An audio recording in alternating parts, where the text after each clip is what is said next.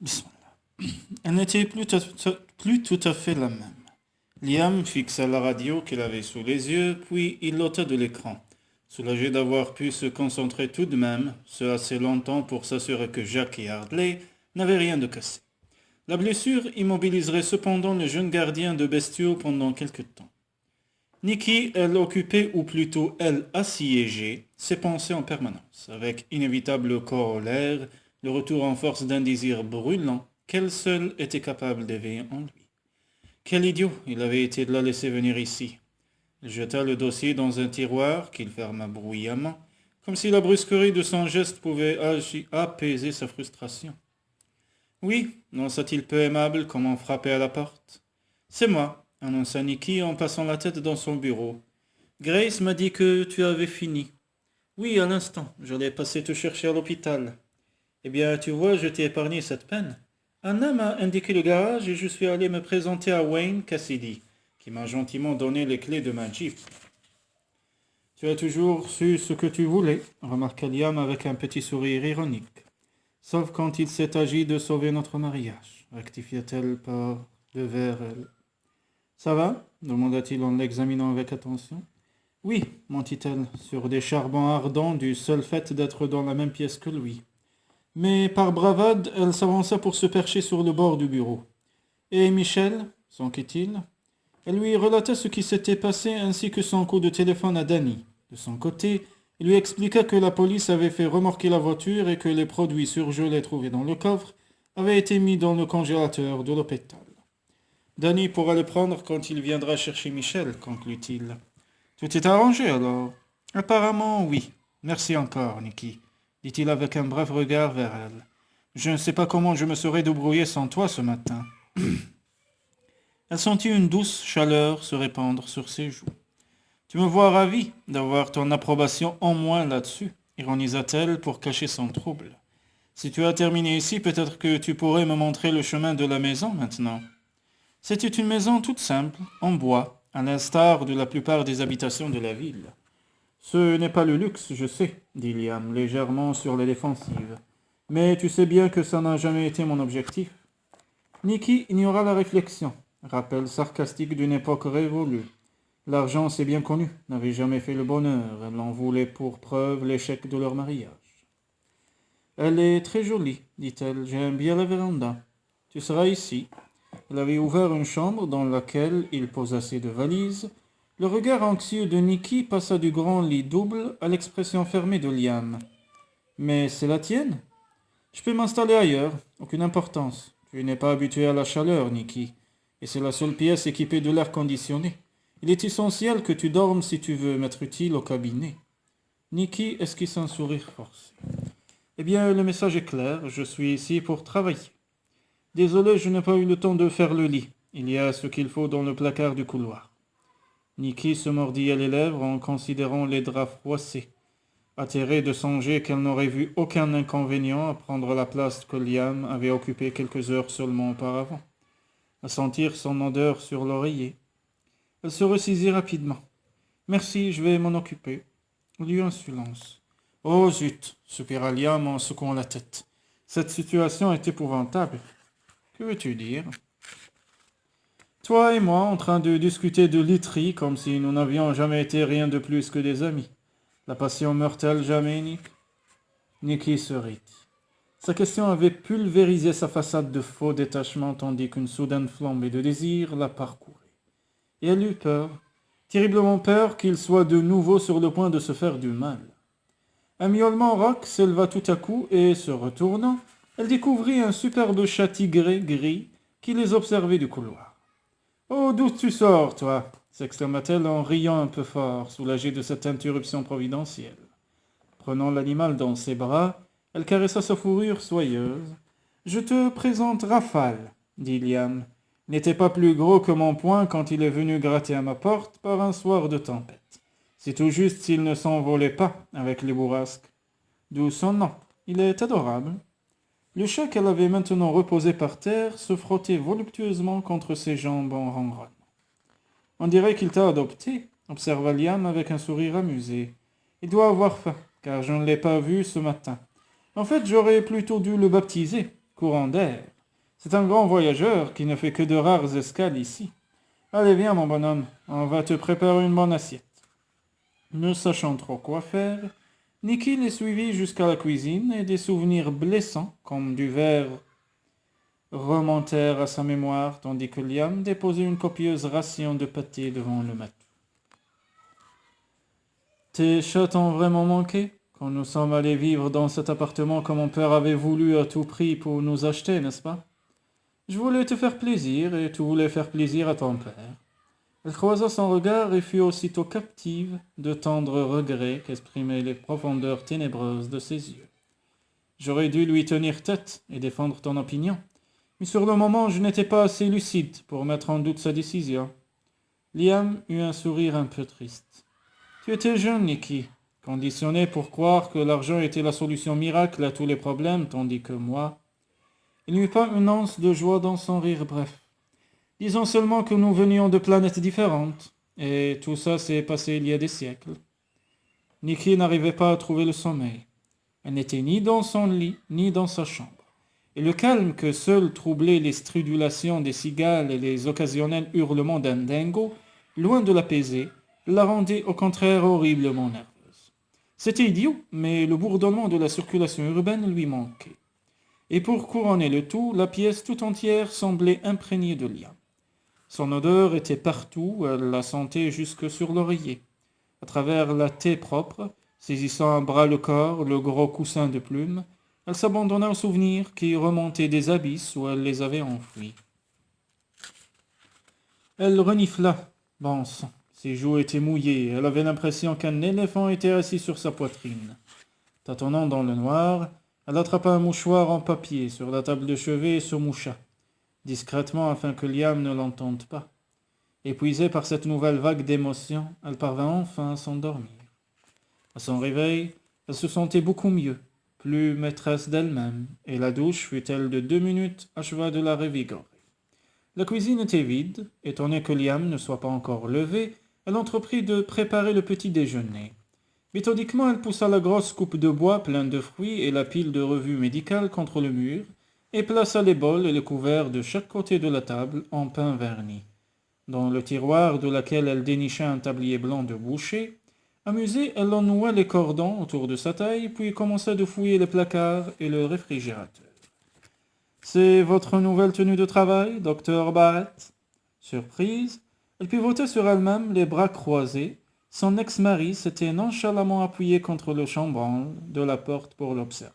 « Coquet, n'est-ce pas ?» plaisanta-t-elle. « Tu as faim ?»« Une faim dévorante. J'ai du mal à en croire mes yeux, » ajouta-t-il. « Toi devant les fourneaux. » Nicky fit de son mieux pour ignorer son ton moqueur. « J'ai pressé des oranges et trouvé dans le congélateur des muffins que je passe au gris. Des œufs brouillés pour les accompagner. Ça te tenterait ? J'en ai l'eau à la bouche. » S'écartant de la porte, il traversa la cuisine pour venir regarder par-dessus son épaule. « Tu veux que je casse les œufs ?» proposa-t-il. Elle frémit en sentant sa main se poser négligemment sur sa nuque. Malgré elle, elle releva la tête vers lui. « Oui, s'il te plaît, » balbutia-t-elle. « Tu préfères toujours le thé le matin ? Je ne bois jamais de café. Tu devrais t'en souvenir, Nick. J'ai bien changé à beaucoup d'égards, moi. Alors pourquoi pas toi ?» dit-elle en récupérant des muffins dorés à souhait qu'elle posa sur un plateau. « Peut-être que moi aussi, le temps nous le dira. » Son plaisir se teinta de fierté quand elle constata que Lima semblait apprécier ce qu'elle avait préparé. « À quel genre de cas dois-je m'attendre aujourd'hui ?» s'enquit-elle en croquant dans un toast. Liam, par-dessus le bord de sa tasse, étudia le visage mat et vierge de maquillage de son ex-épouse. Les années n'avaient presque pas eu de prise sur la jeune fille de 20 ans qu'il avait rencontrée pour la première fois à la bibliothèque médicale de l'université. « Te considères-tu comme une bonne conseillère, Nicky ?» demanda-t-il en retour. Son sourire creusait des petites fossettes dans ses joues. « Je crois, oui. Je suppose que beaucoup de patients prennent le prétexte d'un bobo quelconque pour venir s'épancher, » ajouta-t-elle plus grave. « Exactement. Certains se plaindront de spasmes musculaires, d'autres de douleurs dorsales. Oh, ils souffrent réellement, je n'en doute pas une seconde. mais c'est une pure réaction au stress. Dans la mesure où la plupart d'entre eux voient leur vie complètement chamboulée, ils sont dans l'incapacité d'appréhender la situation et l'avenir avec calme. En conséquence, la tension artérielle monte en flèche. Liam reposa lentement sa tasse qu'il enveloppa de ses mains. Et pas seulement ça, certains auraient besoin d'aller consulter des spécialistes, mais ils ne peuvent pas quitter leur ferme pour l'instant. Et j'imagine qu'ils ne se ménagent pas non plus, quitte à y laisser leur santé, dit Nikki d'un air réellement soucieux. Elle avait toujours été très proche de ses patients et la carapace émotionnelle dont tout médecin se protégeait était, selon Liam, trop fragile chez elle. De toute évidence, cela en moins n'avait pas changé. La détresse d'autrui l'affectait toujours autant. N'était-ce pas stupide de sa part d'avoir accepté qu'elle vienne en cette période troublée? Tu ne pourras pas les décharger de leur fardeau, Nikki. Ton rôle sera de rédiger des ordonnances si nécessaire et d'écouter, c'est tout. Elle le considéra avec perplexité. Liam, tu voudrais me convaincre que toi, tu ne t'impliques pas du tout dans les problèmes qui te sont soumis? Il leva une main en signe de capitulation. D'accord, ça m'arrive, oui, de temps à autre. Évidemment, dit-elle d'un ton convaincu. Il était 8 heures précises lorsque Nikki poussa la porte du cabinet. Grace, déjà à son poste, étalait des dossiers sur le comptoir de la réception. Oh, très chic, commenta-t-elle en détaillant le bermuda de lin grège et le chemisier rayé jaune et blanc de Nikki. Celle-ci porta machinalement la main sur le triangle de peau bronzée révélé par le décolleté. Ce n'est pas trop posé? Pas du tout, c'est un savant mélange de décontraction et d'élégance. Alors tant mieux, je ne voulais pas être tiré à 4 épingles et paraître inabordable. Grace lui sourit avec joie. Entre nous, même si vous aviez essayé, je ne pense pas que vous y seriez parvenu. Ce n'est pas votre style. Vous vous intégrez parfaitement dans notre communauté. Nikki posa sa mallette sur le comptoir. Du moment qu'on ne me demande pas de mettre une blouse blanche, ça ne risque pas. Elles ont disparu depuis longtemps des cabinets de généralistes. Mais Liam a des tenues de chirurgien en réserve au cas où vous en auriez besoin. À propos de Liam, il passait d'abord à l'hôpital avant de faire ses visites à domicile. Un tour de 200 kilomètres, je crois. Absolument. C'est pour ça que c'est une bénédiction d'avoir un autre médecin. Vous n'êtes là que depuis hier, mais vous avez déjà pu vous rendre compte de la montagne de travail dont il doit s'acquitter. D'ailleurs, vous n'aurez pas beaucoup de temps de souffler vous-même ce matin. Vous commencez à 8h30, ce qui vous laisse quelques minutes pour survoler les dossiers. Nikki prit les chemises cartonnées. Merci, Grace, dit-elle avec gratitude. Je viendrai moi-même chercher les patients, si ça ne vous ennuie pas. Le visage de l'assistante s'illumina. C'est ainsi que Liam procède, lui aussi. Vous allez vous entendre merveilleusement. Nikki répondit d'un petit sourire un peu crispé avant de remonter le couloir vers le bureau que Liam lui avait assigné. Quelques minutes plus tard, elle se lançait dans sa première consultation. « Asseyez-vous, monsieur Hardy. Je suis Nicolas Barrett. J'avais entendu dire que vous étiez arrivé, dit le quinquagénaire en prenant place sur la chaise face à elle. Et appelez-moi Bernie, comme tout le monde ici. Très bien, Bernie. Votre dossier précise que Liam vous suit depuis longtemps pour une douleur au talon. Oui, on m'a fait une radio pour ça. En effet, je l'ai étudié et il est très clair que vous souffrez de ce que l'on nomme un ostéophyte, ou plus couramment un bec de perroquet. Je me doutais bien qu'il y avait quelque chose, et à quoi c'est dû, ce truc-là? Meg, ma femme, qui est très curieuse, voudra savoir. Eh bien, c'est une affection assez courante. Ayant anticipé la réaction du patient, Nikki avait déjà placé la radio sur l'écran qu'elle alluma pour le lui détailler. Vous voyez, c'est cette petite excroissance osseuse-là. Elle appuie sur les tissus mous, ici, et c'est cela qui provoque la douleur. Je vois. Et qu'est-ce qu'on fait dans ces cas-là, docteur? On coupe? Non, nous essaierons avant tout des méthodes moins radicales. Par exemple, alterner des bains de pieds chauds et froids 2 fois par jour. Et faire rouler une balle de golf sur l'endroit douloureux à peu près 5 minutes toutes les heures. Ah oui, s'étonna Bernie en rangeant ses lunettes. Et en quoi elle va m'aider cette balle de golf? L'exercice permettra de ramollir les tissus et d'apaiser le spasme douloureux des tendons et des muscles. Nikki éteignit l'écran et revint s'asseoir devant son carnet d'ordonnances. Je vais aussi vous prescrire des analgésiques, mais n'espérez pas que tout sera terminé en une semaine, Bernie. Quel genre de travail exercez-vous? L'homme croisa les bras avec l'intention flagrante de bavarder. J'ai une petite entreprise de vaporisation d'insecticides que j'ai créée il y a maintenant 15 ans. Mais aujourd'hui, avec la sécheresse, à une époque, je ne pouvais même pas fournir tellement il y avait de commandes. Mais cet hiver, j'en ai pas eu une seule. Se rappelant le conseil de Liam, Nikki mit un frein à sa compassion naturelle et se contenta d'écouter. Meg a réussi à être embauchée comme femme de ménage à l'hôtel, heureusement. Grace a ça, au moins. On ne mourra pas de faim, conclut-il avec un rire un peu forcé. Mais je me sens si inutile. Vous avez des enfants, Bernie demanda Nikki en se penchant pour inscrire la date sur l'ordonnance. 2 garçons. Peter, le plus vieux, est dans sa dernière année d'études, mais on dirait bien qu'il devra aller à la ville pour trouver du travail. Il n'y a rien pour lui dans le coin. Pour le moment, dit Nikki sur un ton qu'elle espérait encourageant. Dès que la pluie viendra, les choses reprendront leur cours. Et essayez de faire contre mauvaise fortune, bon cœur. Après tout, ce repos forcé vous permettra de soigner votre pied. Ça ne m'empêchera pas de redouter l'avenir. Je comprends, Bernie, dit-elle en se levant. Nous avons tout notre lot d'épreuves, hélas. Tenez-moi au courant de l'évolution de votre ostéophyte.